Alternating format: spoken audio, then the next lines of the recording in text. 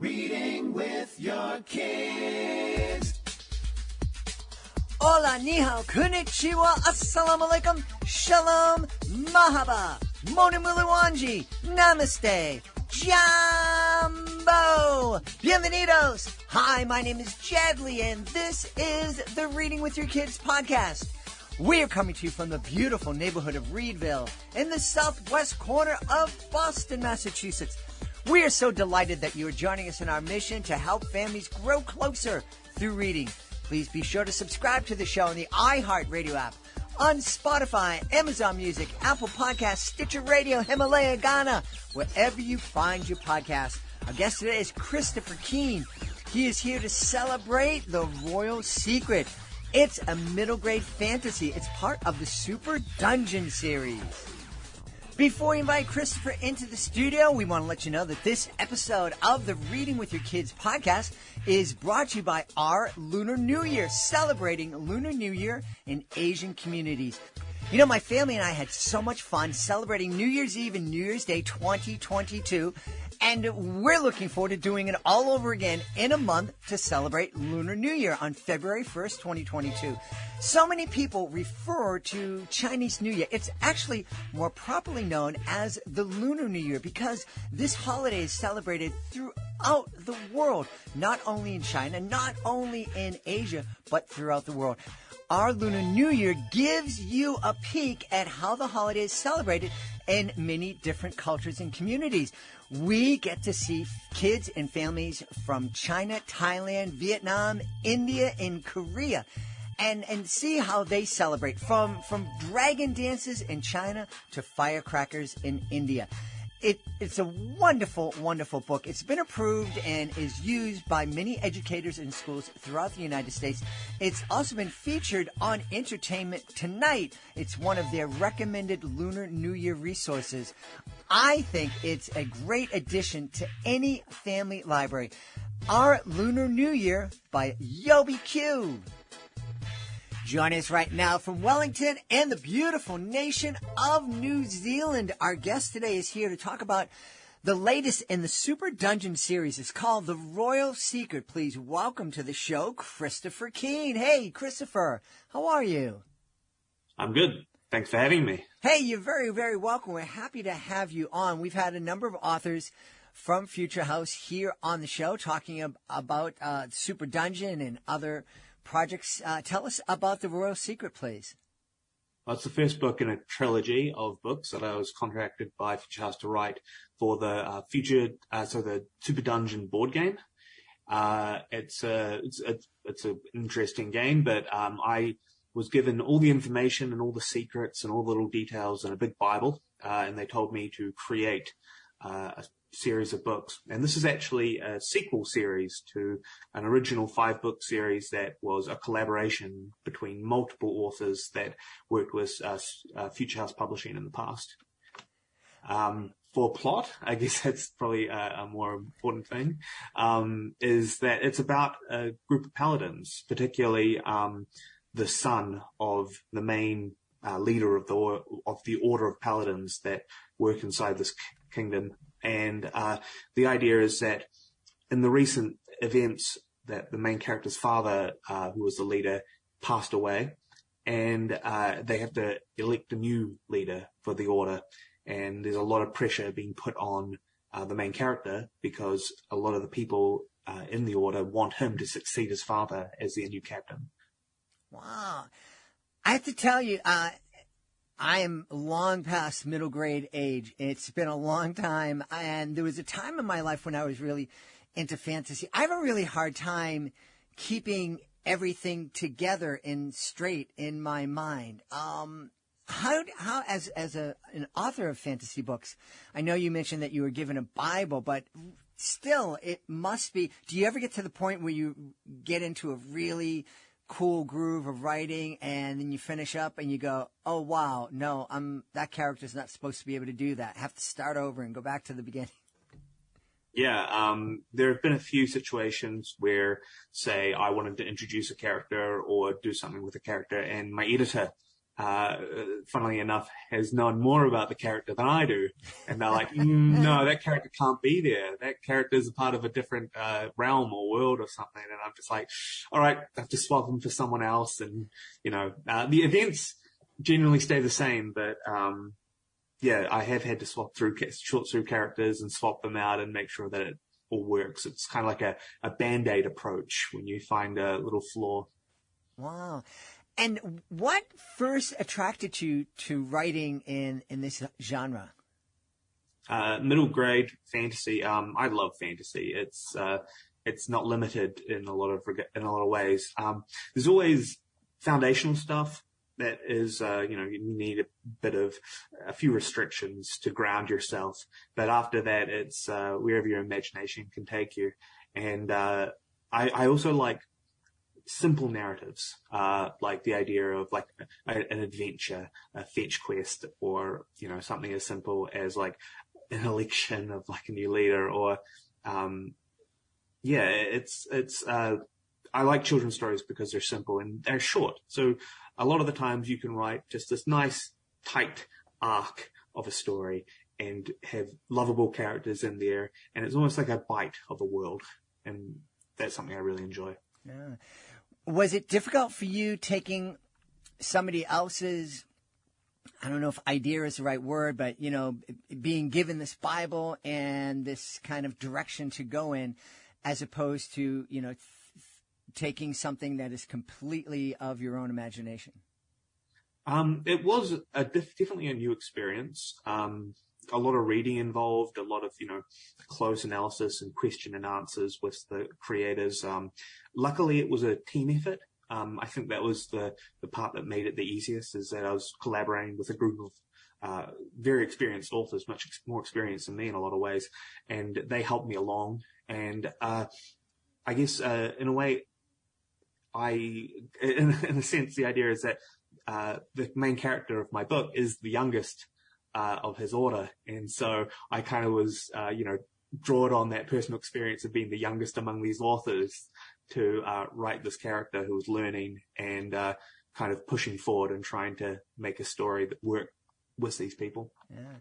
You mentioning that this story is based on a game, and that's kind of new. When I was growing up, we had Monopoly and Candyland, and not a whole lot of stories could come out of that. This is kind of a new phenomenon. Is it something that you enjoy? I enjoy these kind of games. What is it? I love to role play.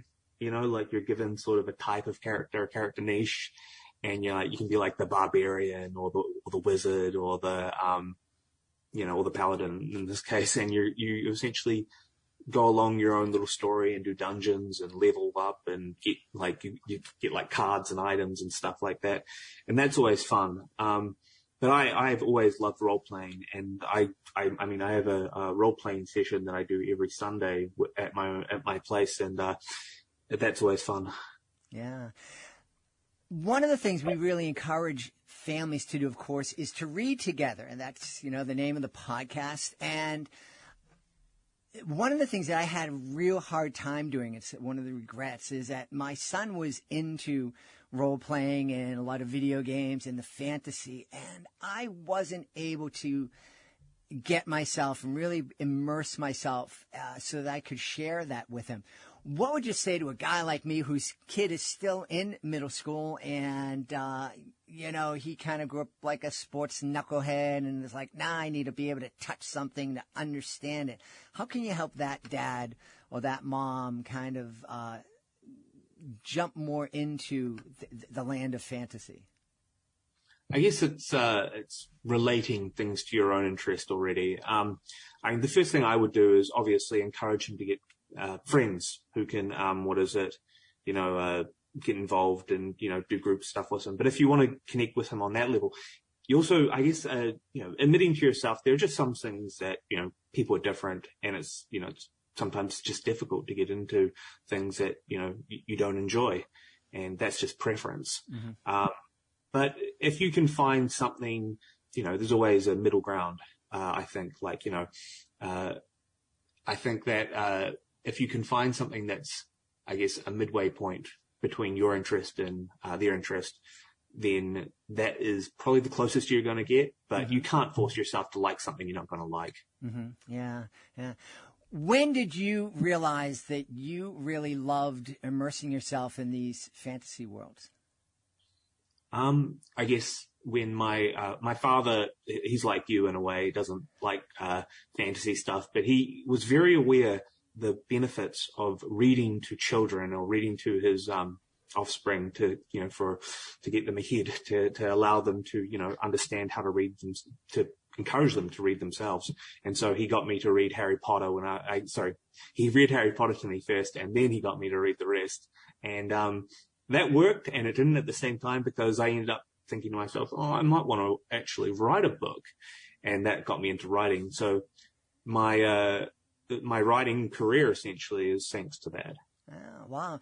I, too, read the first Harry Potter book to my son. Had no idea it was like 700 pages when I agreed to read it to him. But we got through it, and he did the same thing. He just kind of jumped into it, and he was reading books 2 through whatever on his own at a really young age. And that's really incredible. So I'd like to meet your dad. I think we have a lot in common. Yeah. I reckon modern children literacy owes a great debt to J.K. Rowling. Whatever she's done, I think that there are a lot of people nowadays who are reading who wouldn't be if they hadn't picked up her work. Yeah, I absolutely agree. Do you ever think that someday that your books will have touched as many kids in the same way that J.K. Rowling's books have touched them? I mean, who knows, but I doubt it. She was kind of an anomaly, and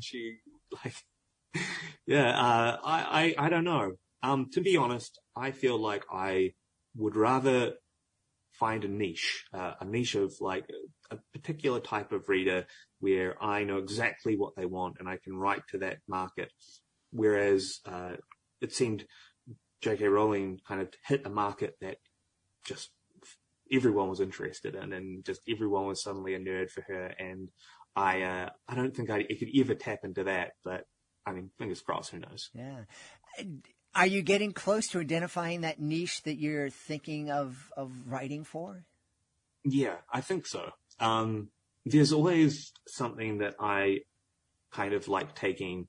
I'm kind of an experimental writer in that I like to boil the frog as a way of putting it, is the idea of like, you take something that by itself would seem a bit absurdist or a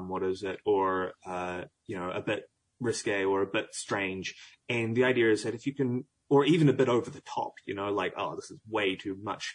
And I think that if you can just boil the frog and slowly but surely introduce enough plot elements and enough characters and enough of the world, and slowly but subtly build up to that idea. And I think that makes it far more approachable and far more, I guess, grounded, and therefore people are more likely to, take it seriously. Yeah, yeah. We have lots of authors who listen to the podcast, and I'm imagining that there are some authors out there who, writing middle grade novels, not fantasy, but there's something in the back of their mind saying, I think I want to jump into this, but I don't know if I can do it. What advice would you give those authors? I'd say give it a shot. I'd say give any project a shot. I think that, whatever you want to try, you should try it. And all art is experimental, and it's like that. And, definitely give it a shot. I mean, for me, the one that I look at as like, I look at it and I go, I don't know how that works, is, horror for children, like children's horror. There are a lot of children's horror out there, and I'm like, how do they manage to cross that tightrope of being able to get the stakes and the anxieties just perfectly appropriate for children? And for me, that is, that's remarkable. Yeah.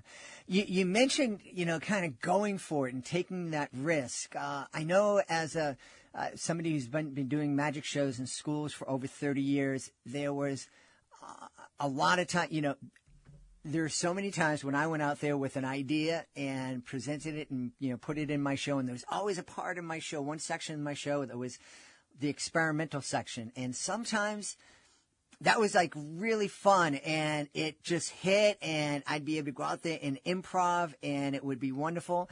And there are other times I went out there and halfway through the trick, I would know, this is the first and last time we're doing this trick. It's just dying.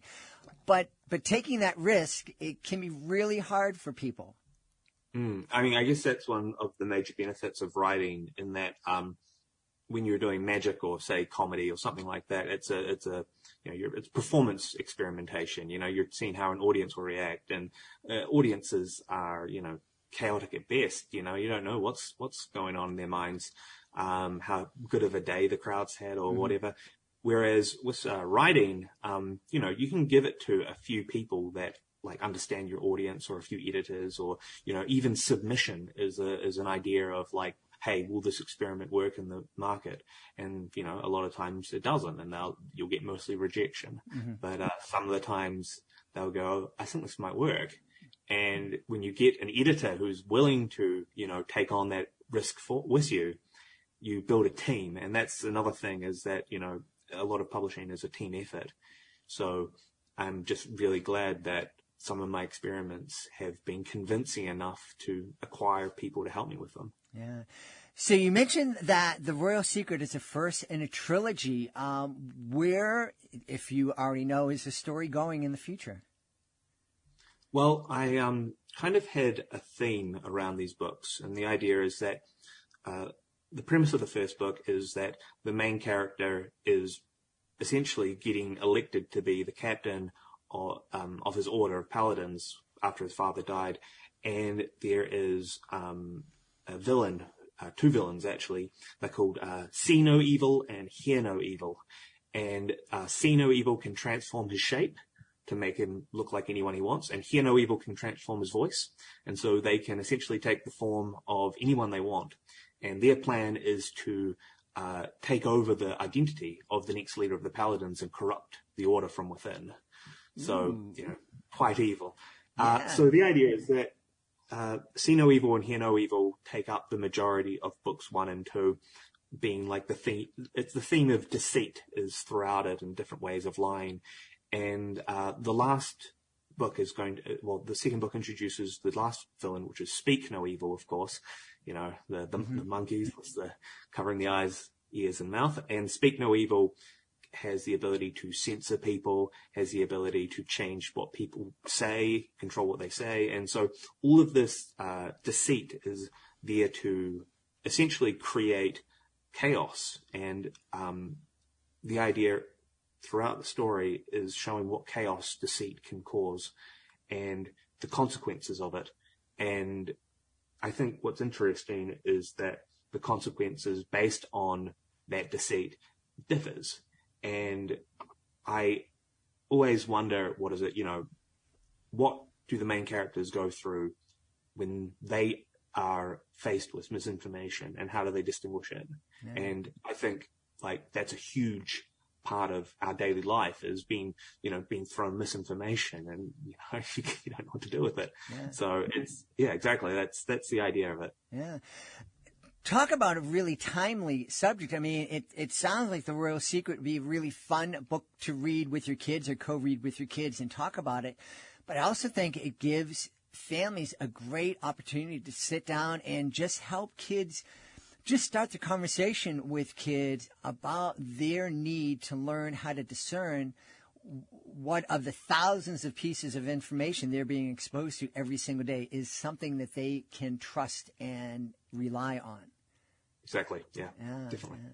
Yeah. Outside of the Super Dungeon universe, what things are Christopher Keane working on? Well, I have got a series of, they call them lit RPG books, which is literature for role-playing games. As I said, I quite enjoy role-playing games.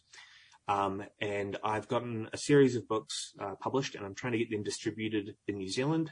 I've also got a few fantasy projects in the run, and they all have various levels of magic systems and world building and characters. And I guess you would say that at any one time, my mind could be obsessed or immersed in one world or another.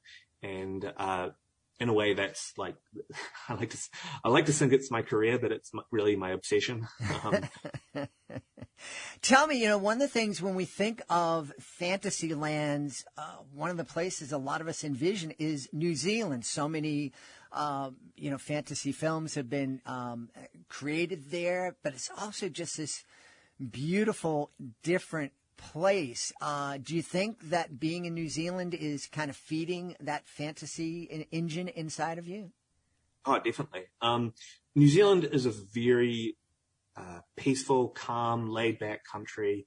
We're very, the people who are, outraged are the vast minority. Everyone else is very chilled. And what I think that allows is for a lot of people to think and imagine. And it, I guess in a way we almost come up with conflict because there is so little.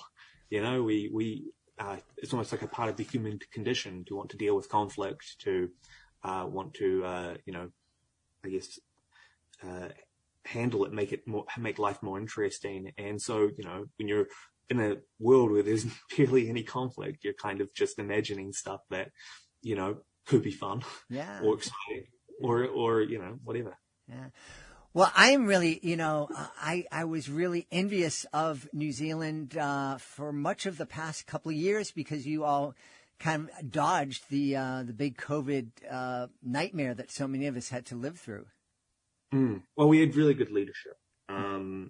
Our politicians, we had high trust in our politicians at the time, and they did a lot of good stuff regarding policy and all that. But yeah, that was just a luck thing as well, because New Zealand is way out of the way. Mm-hmm. It's like, it's quite secluded, so we can't take all the credit just through policy, but we can take a lot of the we were out of it. We were away from it. Yeah. Wow. We have an actual border. Wow. A place where people trust their politicians. That sounds like a fantasy land for me. It's a wonderful fantasy land.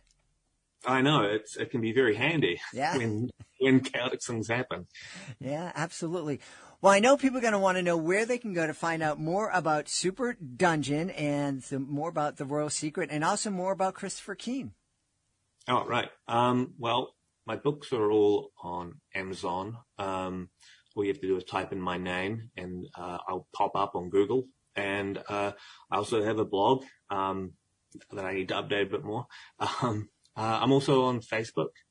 So yeah, just type in my name and I'll pop up. Great. Really. And if you want to ask me a question, a good place to do that is through Goodreads. If you've got a Goodreads account, all my reviews and everything, all my books are there. Awesome. We've had a great time speaking to the author of The Royal Secret, the latest in a trilogy of books that are part of the Super Dungeon series. And our guest has been Christopher Keane. Hey, Christopher, thanks so much for being with us. Thanks for having me. Please be sure to join us for the next episode of the Reading with Your Kids podcast. Our guest will be Veronica Chambers.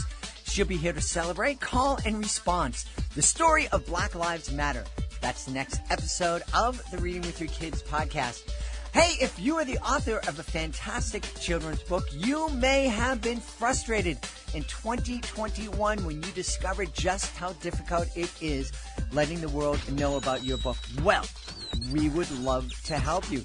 If you go to readingwithyourkids.com, click on the Authors Click Here button at the top of the page, you can scroll on down to see how we can help you celebrate your great book. You can be a guest on the podcast. Being a guest is fun. It's easy. It doesn't cost a thing, and it gives you the chance to tell thousands of people about your fantastic children's book. You can learn how you can submit your book to our certified great read panel, and if they believe that your book is worthy of 4 or 5 out of 5 stars, it becomes a certified great read, letting families know that your book is worthy of their consideration.